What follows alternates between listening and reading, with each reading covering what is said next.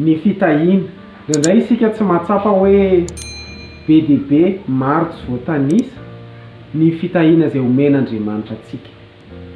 Inona avy ary izany fitahina omen'Andriamanitra antsika izany?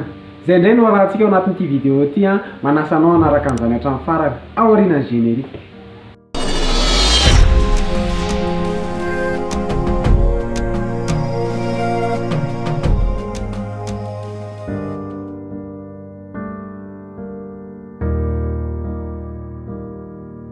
Fala miarabantsika rehetra tompoko tonga soa anatin'ity vidéo vaovao ity narindra-pamonjena rakotonirina ny anarako tahin'Andriamanitra manokana ianao tompo. Ny fitahina maro tsy voatanisa ny fitahina izay omen'Andriamanitra antsika izay eo amin'ny fiainantsika ary tsy voavidy vola mikarena mandrakizay. Anio maraina zao zasy ianao dia ny fo tafatsangana salama tsara fitahin'Andriamanitra izany. Afaka misakafo tsara tsika, afaka mitafy isika. Misy olona zao tsy afaka asiana lamba akory io tenan'io fa tonga dia mangirifiry be vao misy lamba.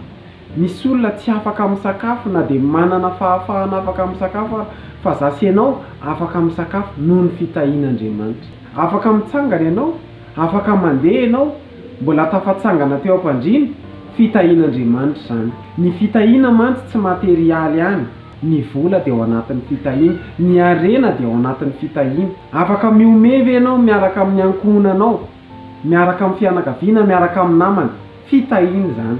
Manomboka androany ndao ovaintsika ny fangatahantsika eo anatrehan'Andriamanitra, ndao hangataka fiadanana, fitiavana, fahasambarana eo anatrehan'Andriamanitra. Izany ny tena fitahina. Noho izany manomboka androany aiza mandany andro manenjika zavatra tsy izy. Isika no tompon'ny vola sy harena fa tsy isika no manompo vola sy harena. Tahin'Andriamanitra ny ianao. Noho izany tadidio izany manomboka androany fa feno fitahin'Andriamanitra tsy voavidy vola mikarena ny fiainantsika. Mbola salama tsara ianao, mbola mahita ny masonao, mandre ny sofinao, afaka miteny ny vavanao, mbola manana asa ianao, mbola mianatra ve ianao, mbola manana kapasite afaka anaovana zavatra manokana, fitahin'Andriamanitra izany. Feno fitahin'Andriamanitra tsy voatanisa ny fiainantsika. Ivavakantsika tompoko.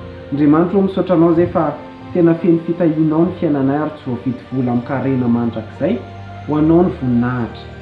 Mifon'Andriamanitra fa tsy fantakaranay dia mieritreritra hoe rehefa tsy manam-bola zay dia tsy tahina fa na ara-pahasalamana na zao fahavelomanay izao ary va dia manjanaka miasa mandrarana, fandrarana, ny fianarana zay eo amin'ny fiainanay na ny ankohonana na ny fianakaviana zay zavatra mba eo amin'ny fiainanay dia fitahina izany.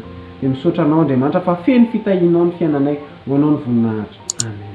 Dia misaotra anao nanaraka ny vidéo hatramin'ny farany. Raha nahafinaritra anao ny vidéo dia manasa anao ilike, commenter, partager. Raha mbola tsy abonné amin'ny page ianao dia manasa anao isabonina amin'ny page dia mankasitraka antsika rehetra zay mpanaraka hatrany ny page dia manome fotoana antsika amin'ny herin'ny toy izao indray. Veloma tompoko.